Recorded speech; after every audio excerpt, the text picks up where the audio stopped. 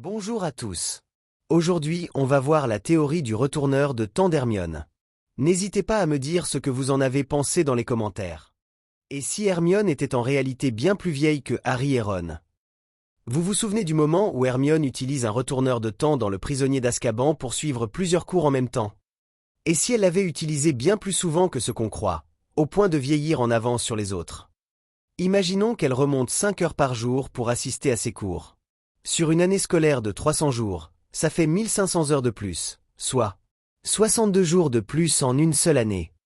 Et si elle a fait ça pendant plusieurs années, elle pourrait avoir vieilli de 2 à 3 ans de plus que ses amis sans qu'on ne s'en rende compte. Par exemple, dans Le Prisonnier d'Azkaban, elle est exténuée, elle oublie même où elle est parfois.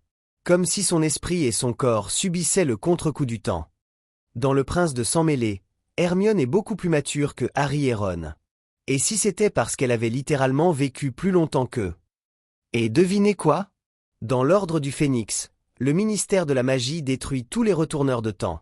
Peut-être qu'ils ont compris qu'Hermione en abusait trop et que ça devenait dangereux. Alors, et si Hermione avait en réalité 18 ou 19 ans au moment où Harry et Ron n'en avaient que 16? Yeuf. Et voilà, c'est la fin. Dites-moi vos théories préférées en commentaire, ou alors n'hésitez pas à me dire ce que vous avez pensé de la vidéo.